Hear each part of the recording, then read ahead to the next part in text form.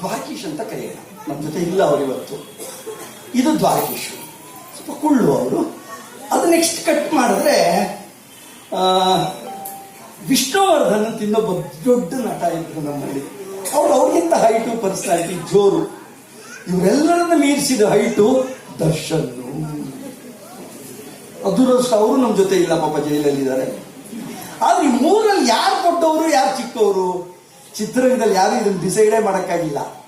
AVM Chettiar ಅವ್ರ ಡೈರಿನಲ್ಲಿ ಬರೆದಿಟ್ಬಿಟ್ಟಿದ್ದಾರೆ. 400 cinema ಮಾಡಿದ ವ್ಯಕ್ತಿ. ಅವ್ರು ಹೇಳಿದ್ದಾರೆ, ಯಾವುದೇ ಕಾರಣಕ್ಕೂ ಯಾವ ವ್ಯಕ್ತಿನೂ ನಾನು ಸಕ್ಸಸ್ಫುಲ್ ಸಿನಿಮಾ ಮಾಡ್ತೀನಿ ಅಂತ ಹೇಳಕ್ ಆಗಲ್ಲ, ಅದು ಮಾಡೋದಲ್ಲ ಸಕ್ಸಸ್ ಆಗೋದು ಅಂತ AVM ಬರೆದಿಟ್ಟಿದ್ದಾರೆ. So nothing is in our hand, we should put our efforts ಅಷ್ಟೇ. ಅದು ಬರೀ ಸಿನಿಮಾಗಲ್ಲ, ಎಲ್ಲ ಕ್ಷೇತ್ರಕ್ಕೂ ಆಗುತ್ತೆ. ರಾಜಕೀಯದಲ್ಲಿ ಬಂದು ಏನೇನೋ ಅಚೀವ್ ಮಾಡಬೇಕು ಅಂತ ವರ್ಷಾನುಗಟ್ಟಲೆ ಪೈಟಿ ಹೊಡಿತಾರೆ. ಅವ್ರನ್ನ ಜಿಲ್ಲಾ ಪಂಚಾಯತಿ ಮೆಂಬರು ಆಗಕ್ಕಾಗಲ್ಲ. ಎಲ್ಲೋ ಮಲಗಿದ್ದ ಆರ್ಟಿಸ್ಟಿನ ಕರ್ಕೊಂಡು ಹೋದ್ರೆ MP ಆಗಿಬಿಟ್ಟಿರ್ತಾರೆ ಅವರು.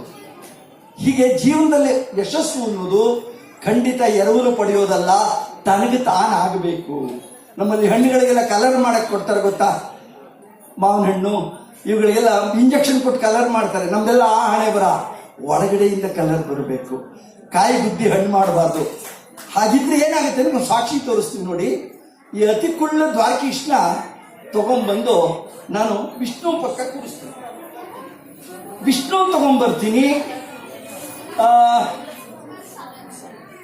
ದರ್ಶನ್ ಪಕ್ಕ ಕೂರಿಸ್ತೀನಿ. ದರ್ಶನ್ ತಗೊಂಡ್ಬರ್ತೀನಿ, ಮತ್ತೆ ವಿಷ್ಣು ಪಕ್ಕ ಕೂರಿಸ್ತೀನಿ. ಈಗ ಇಲ್ಲಿ ಯಾರು ದೊಡ್ಡವರು ಯಾರು ಚಿಕ್ಕವರು? ಚಿತ್ರರಂಗ, ರಾಜಕೀಯ, ಯಾವುದೇ ರಂಗಕ್ಕೆ ಹೋಗಿ ಯಾರೂ ಚಿಕ್ಕವರಿಲ್ಲ, ಯಾರೂ ದೊಡ್ಡವರಿಲ್ಲ, ಎಲ್ಲರೂ ಒಂದೇ. ಯಾರು ಚಿಕ್ಕವರಿಲ್ಲ ಇಲ್ಲಿ. ನಮ್ಮ ಶ್ರಮ, ನಮ್ಮ ಕಠಿಣ ಪರಿಶ್ರಮಕ್ಕೆ ತಕ್ಕಂಗೆ ಲೈಫ್ ನಿಮ್ಗೆ ಡೌಟ್ ಇರ್ಬೋದು, ಮುಚ್ಚಿಟ್ಕೊಂಡಿದ್ದೀನ ಅಂತ ಇಲ್ಲ ನೋಡಿ. ವಿಷ್ಣುವರ್ಧನ್ ಅದೇ ಹೈಟು, ಸನ್ಮಾನ್ಯ ದ್ವಾರಕೀಶ್ ಅವರು ಅದೇ ಹೈಟು, ದರ್ಶನ್ ಅವರು ಆರಡಿಯಿಂದ ಅವರು 3 ಅಡಿ ಬಂದ್ಬಿಟ್ರು. ಇಲ್ಲಿ ಯಾರು ಪರ್ಮನೆಂಟ್ ಅಲ್ಲ, ನಾವೆಲ್ಲ ನಾಮಕಾವಸ್ಥೆ. ಸುಮ್ಮನೆ ಜೀವನದಲ್ಲಿ ನಡೀತಾ ಇರುತ್ತೆ. ಹಾಗಾದ್ರೆ ಹೀಗೆ ಇರುತ್ತೆ, ಸಂತೋಷವಾಗಿದ್ರೆಲ್ಲ ಚೆನ್ನಾಗೇ ಇರ್ತೀವಿ. ಜಗಳಗಿಡ ಆಡ್ಕೊಂಡು ಶುರು ಮಾಡಿದ್ರೆ ಒಬ್ಬ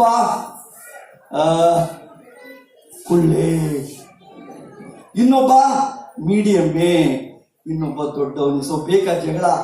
Let us live like one family, that is global family. We'll enjoy the world and we'll enjoy the universe.